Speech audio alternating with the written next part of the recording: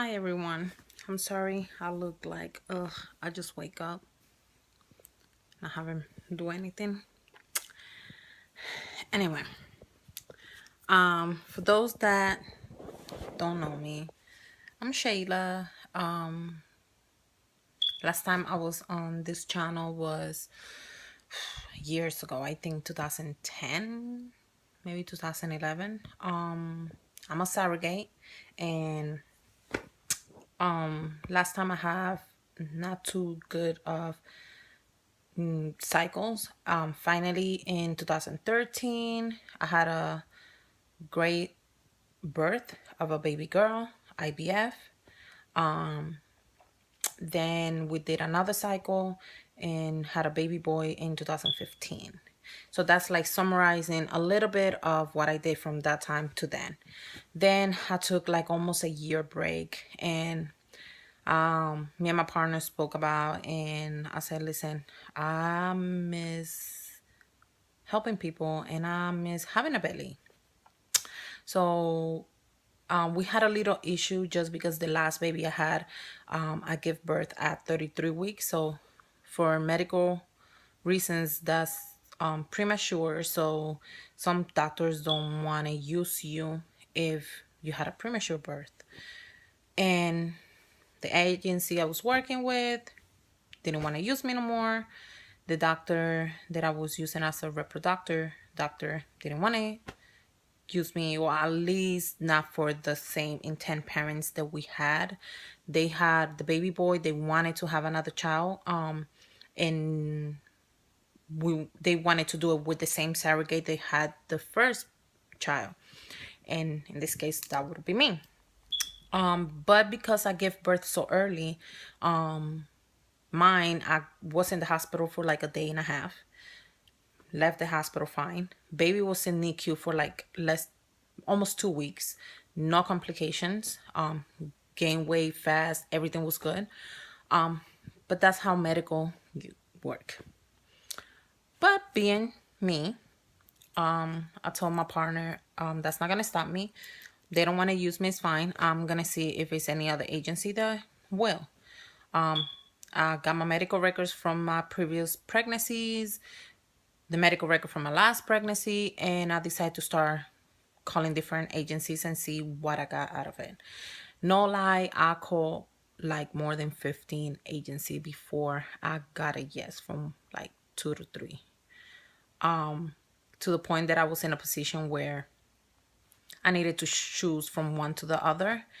And I choose the one that I'm with now just because the intent parents that I am with, first of all, they're international, and I wanted to do international parents just because I already did a single father, a straight couple.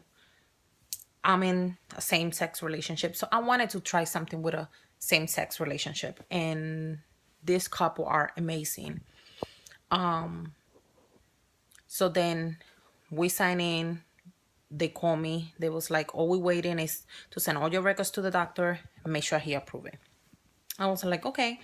I said, well, hopefully the doctor approve it. Doctor approve it. He was like, I don't see why she can't get pregnant. She didn't have any risk. She didn't have any complications before the pregnancy. She didn't have no complications during the pregnancy, and she had no complications after the pregnancy. So it was one of those things that happened. Baby was ready to come home. Point. I'm sorry.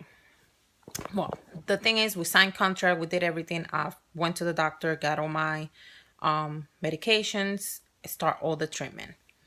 In October last year, we had our first transfer. It was a positive pregnancy, but it was no fetus in the sac. It was just the sac, no fetus. So we wait because I wanted it to we wanted my body to pass the sac normal, but sometimes that don't work. It don't work the way you want. So in December last year, I went to a doctor's appointment to do an ultrasound. He did the ultrasound, sac was still there. Then me and my partner and the intent parents decide we're going in for a DNC, just have it removed. The longer we wait, the worse it could get. So I got the DNC, got out of the hospital, good, recuperate. Doctor spoke to me and told me, we're waiting for your first cycle. We start medications again. I said, no problem. First cycle was normal, everything good. I started Lupron, then estrogen. Went for a, I went for 2 ultrasounds. Lining was the same, no change, 5 below.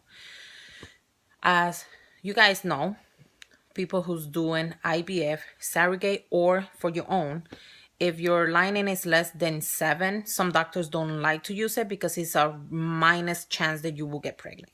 They like a 7 and above. So I was like, okay, I was really not upset, but like I didn't want the guys to feel disappointed that what's going on. Doctor talked to me, nurse talked to, they both talked to me, and I do a lot of research, but I never did any research with Natural Cycle. If any of you guys ever heard about it, we could talk about it. You could come down there. So basically, a little quick definition of it is the doctors, instead of giving you Lupron, estrogen, they avoid all that. They stop all that. They let your body do the own hormones, and what they do is they monitor your lining, and when the lining is in the point of 7 or above 7, they will go ahead and give you a ACG shot. ACG shot is the pregnant hormone. So basically it's to make your body think that you're pregnant, so that way the follicle it release so the hormone is there before the follicle release. So basically before you are having ovulation, your body's already thinking you're pregnant. So I thought that was really cool because I never did that before. I didn't know you even could do that. But yeah, you could do that. And it's really cool. I never know how my body was without medication. I never check, and I don't keep track of my body. Anyway, so a couple symptoms of the shot that I was searching, it was that your body really think that it's pregnant. I had a lot of like feeling of nausea, but never throw up. And I'm sorry for my accent. I'm Spanish. My accent is very strong. Moving more. So, but I didn't have anything like some people will say like headaches or the boobs or my boobs. I only have like a couple days. I was searching and it said that depending on the milligram that you get on the shot, that's the days that you need to wait before you could do a pregnancy test. Well, because I did 250, they said within a week it was out of my system. Basically, the way they calculate it is half of that milligram get out of your body every 28 hours. So every 20 hours, you take half out. 28 hours, half out. So I say within a week, the 250, it go out of your body in a week. The 10 go out of your body. The 5 go out of your body in 10 days. And the 10 go out of your body within 14 days. Well, I went in for transfer back on the 14th, I went for the ultrasound. They give me my shot. The doctor said we're going for transfer on the 20th. So April 20th of 2017, I had my transfer. And within instance that I went and me and my partner and the 10 parents, we've been so positive. But it was so, I don't know if I could call it weird. I don't know, but it was so nice to laying in there and see those embryos that you feel like you already care for them, and you talk to them like they could hear you. So I talk to my belly every day. We went for transfer. It was crazy. I'm being tired.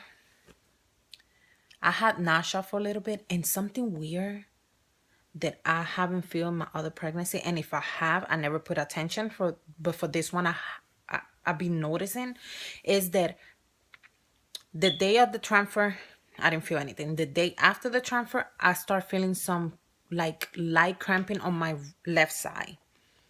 Nothing